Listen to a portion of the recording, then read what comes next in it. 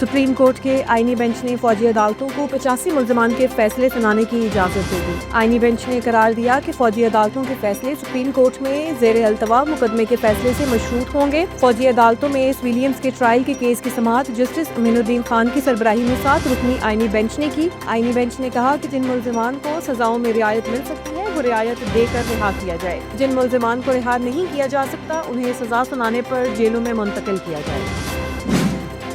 Justice Jamal Khan Mandokhail ने कहा है कि आर्मी में कोई शख्स जबरदस्ती नहीं अपनी मर्जी से जाता है। आर्मी ज्वाइन करने वाले को इल्म होता है कि इस पर आर्मी एक्ट का इतलाक होगा। आर्मी एक्ट के तहत बुनियादी हुकूक मैसर नहीं होते। आर्मी एक्ट बनाया ही फौज की मुलाजमत के कवायद और डिसिप्लिन के लिए किया है। वकील वज़ारत दफ़ा ने कहा कि फौज में कोई भी काम जुर्म की नीयत से नहीं किया जाता। बुनियादी हुकूक जुर्म करने पर ही खत्म होते हैं।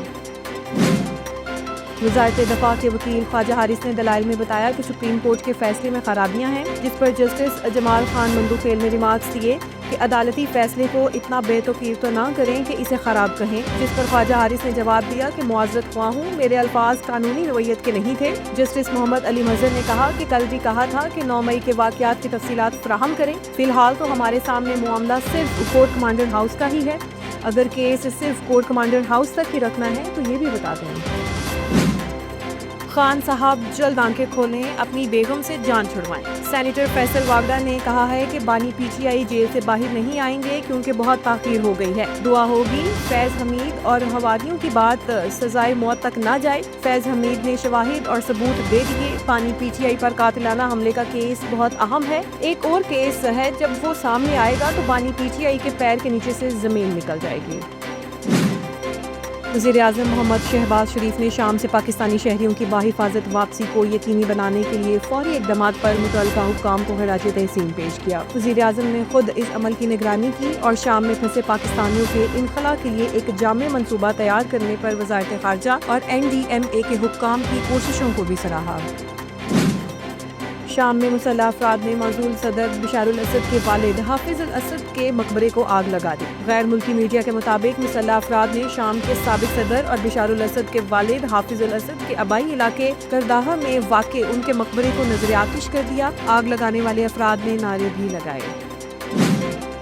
वर्ल्ड बैंक ने पाकिस्तान के लिए $500 मिलियन से ज्यादा का बजट सपोर्ट कर्ज मंसूख कर दिया। आलमी बैंक के मुताबिक इस्लामाबाद की जानिब से चीन पाकिस्तान इक्तिसादी राहदारी के बिजली की खरीदारी के मुआहदे पर नजरसानी समेत कुछ अहम शराइत पर अमल दरामद नहीं हो सका।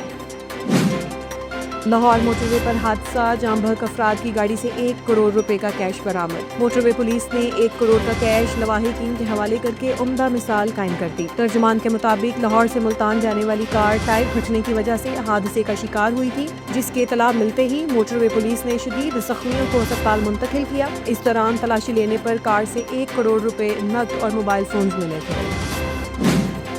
कराची एयरपोर्ट पर जद्दा जाने वाले मुसाफिर से भारी मिकदार में मुंशियात बरामद कर ली गई। तर्जुमान एंटी नारकोटिक्स फोर्स के मुताबिक ANF ने 11 मुख्तलिफ कार्रवाइयों के दौरान 8 मुल्ज़िमान को गिरफ्तार करके 12 करोड़ रुपए से ज़ायद मालियत की मुंशियात भी बरामद की हैं।